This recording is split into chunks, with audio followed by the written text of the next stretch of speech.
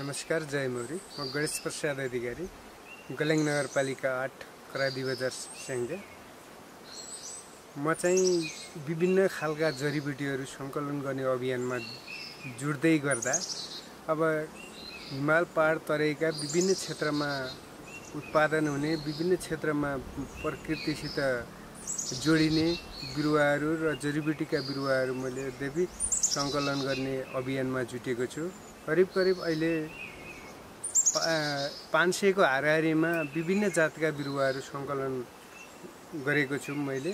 यद्यपि यहाँ कोही चाहिँ उत्पादन क्षेत्र जोडिने हुन्छ भने कोही चाहिँ संरक्षणका रूपमा जोडिएका अवस्थामा छन् र मैले यद्यपि यो अर्थमा मौर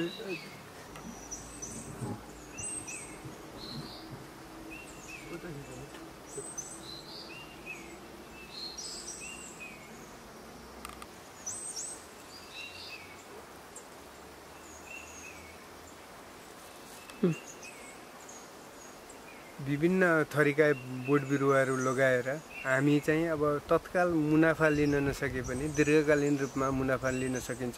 जस्तो बोट बिरुवाहरू आज रोपियो भने आजै चाहिँ तत्काल लिन सकिँदैन, धेरै वर्ष कुर्न पर्ने हुन सक्छ।